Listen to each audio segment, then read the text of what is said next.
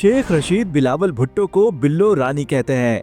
उनका मानना है कि बिलावल भुट्टो में कोई फॉल्ट जरूर है। ऐसा कहकर वो बिलावल भुट्टो पर नहीं बल्कि बराह रास्त बेनजीर भुट्टो पर तंज करते हैं।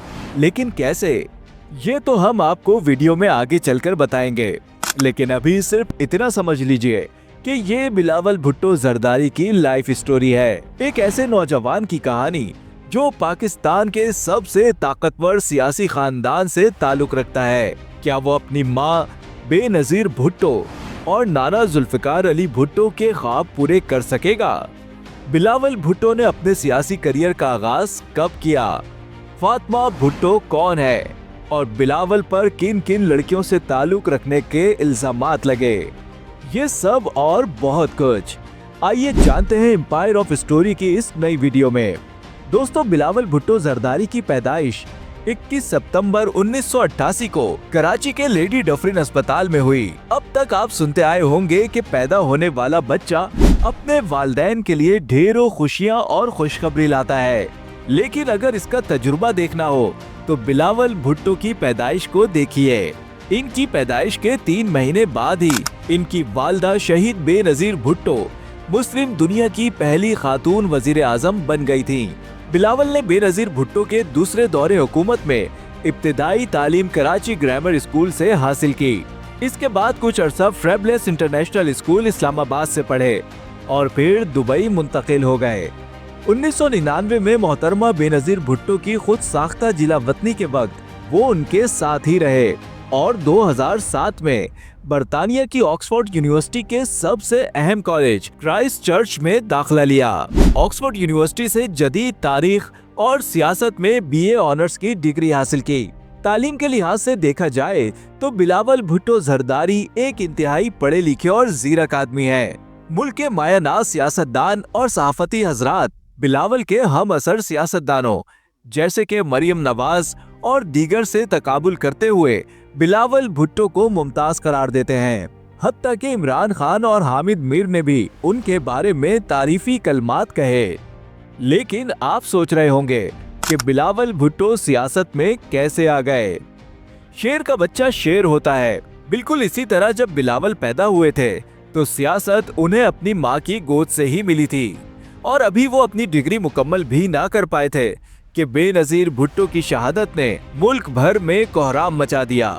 बेनजीर भुट्टो की वफात के बाद 30 दिसंबर 2007 को उन्हें पाकिस्तान पीपल्स पार्टी का सरबराह नामजद किया गया। इससे पहले तक उनका नाम बिलावल अली जरदारी था, जबकि बेनजीर भुट्टो चाहती थीं कि उनकी औलाद में जुल्फिकार अली भुट्टो और उनके खानदान का नाम बाकी रहे। लिहाजा जब बिलावल को पाकिस्तान पीपल्स पार्टी का सरबराह नामजद किया गया तो उनका नाम भी बदलकर बिलावल भुट्टो जरदारी कर दिया गया।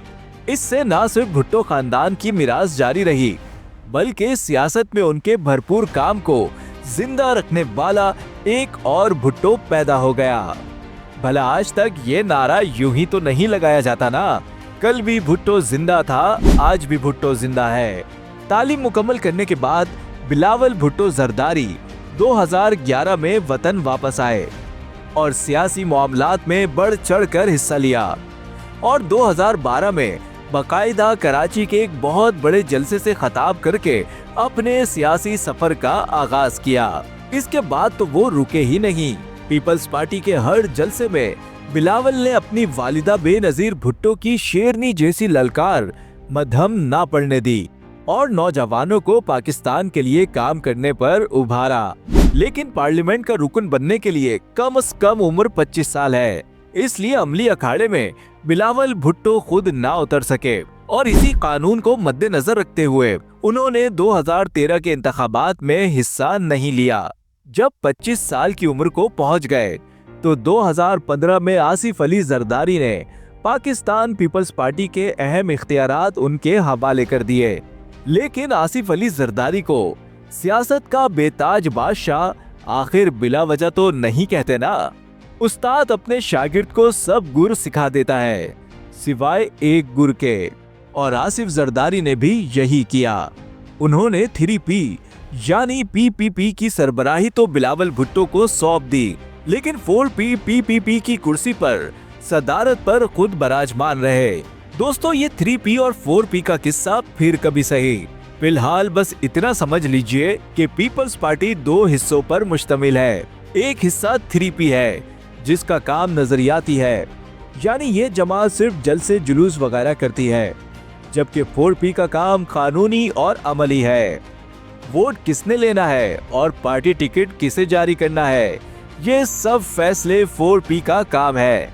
अब जरा समझिए कि बिलावल भुट्टो जरदारी 3P और आसिफ जरदारी 4P के सरबराह हैं, यानी हाथी के दांत खाने के और दिखाने के और।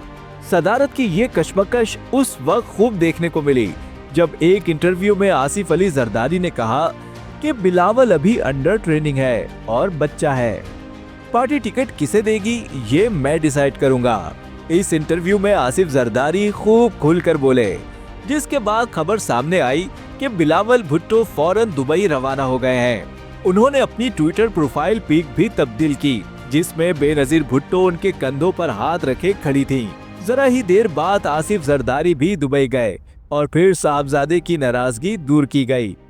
देखा जाए तो बिलावल भुट्टो को शायद पाकिस्तान पीपल्स पार्टी की सरबराही भी ना मिलती, लेकिन मोहतरमा बेनजीर भुट्टो शहीद ने अपनी वसीयत में अपने शौहर आसिफ अली जरदारी को अपना सियासी जानशीन मुकर्रर किया, जबकि बिलावल भुट्टो जरदारी को पार्टी का चेयरमैन नामजद कर दिया था और इस तरह वो पाकिस्तान पीपल्स पार्टी के चेयरमैन के ओहदे पर फाइज हुए।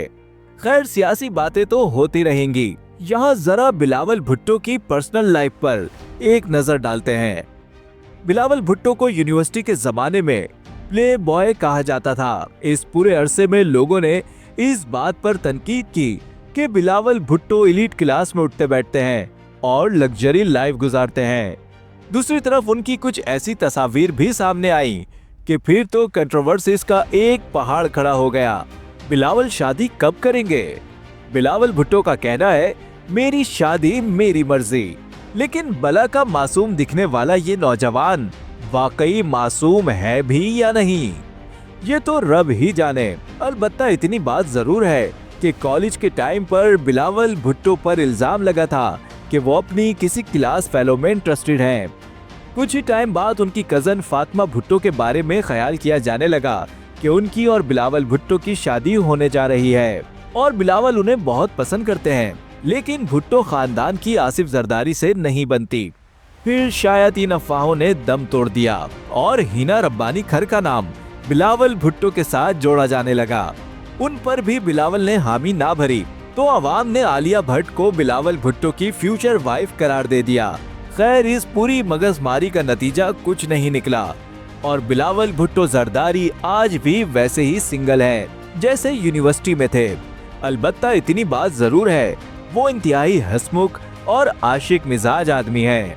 अब देखना यह है कि बिलावल भुट्टो किस कोहकाफ की परी से शादी करते हैं और कौन उनकी रानी बनती है। दोस्तों, रानी से याद आया, बिलावल भुट्टो का नाम शेख रशीद ने बिल्लो रानी रखा हुआ है। शेख रशीद मीडिया पर ये भी कहते नजर आए कि बिलावल भुट्टो में कोई कमी और खामी जरूर है।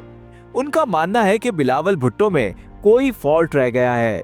दरअसल उनका इशारा एक वाकये की तरफ होता है और वो इस तरह बेनजीर भुट्टो को निशाना बनाते हैं। हुआ यूं था कि जब 1988 के इलेक्शन करीब आए तो बेनजीर भुट्टो के यहाँ बिलावल भुट्टो की पैदाइश मुतवक्का थी। डॉक्टर्स ने बेनजीर साहिबा को मशवरा दिया कि वो आराम कर ले और इलेक्शन में हिस्सा ना ले, लेकिन मोहतरमा भुट्टो ना मानी और कब्ल अज़ वक्त ऑपरेशन करवा कर बिलावल भुट्टो को जन्म दिया। शेख रशीद का कहना है कि कब्ल अज़ वक्त पैदाइश की वजह से बिलावल भुट्टो में फॉल्ट है। देखा जाए तो बज़ाहिर ऐसा कुछ नहीं, अलबत्ता उनके नाम शायद उनके लबो लहजे की वजह से रखे गए हैं, लेकिन इसकी भी कोई तुक नहीं बनती क्योंकि बिलावल को ये सारे नाम उनकी गुलाबी उर्दू की वजह से दिए जाते हैं। दरअसल बिलावल भुट्टो अब तक की जिंदगी ऐसी जगहों पर गुजारते आए हैं जहां उर्दू से ज्यादा इंग्लिश का रिवाज है। दोस्तों, यही वजह है कि उर्दू में उनकी गिरफ्त नहीं और जबान फिसलती है। लेकिन जो ही बिलावल की जबान फिसलती है, सोशल मीडिया पर एक और ट्रेंडिंग मीम का इजाफा हो जाता है। खैर, मीम्स का क्या है, वो तो बनती रहेंगी। देखना सिर्फ ये है कि बिलावल भुट्टो जरदारी एक नौजवान सियासतदान का किरदार निभा पाएंगे? क्या वो एक नया निजाम कायम कर सकेंगे? यूं तो वो अपनी पार्टी पर भी तनकीद करते हैं और पाकिस्तानी सियासत में तब्दीली और लेवल प्लेइंग फील्ड के कायल हैं। लेकिन वजीर खारजा की हैसियत में वो क्या कारनामा अंजाम देंगे, ये सब तो आने वाला वक्त ही बताएगा। लेकिन आखिर में हम आपको इतना जरूर बता दें कि हमने भुट्टो खानदान के सरताज जुल्फिकार अली भुट्टो पर ये डॉक्यूमेंट्री बना रखी है। अगर आपने अभी तक नहीं देखी तो फौरन देखिए, कहीं कुछ छूट ना जाए। दोस्तों, जल्द मिलते हैं ऐसी एक और दिलचस्प वीडियो में। तब तक अपना ख्याल रखिए, मुझे दीजिए इजाजत। अल्लाह हाफिज।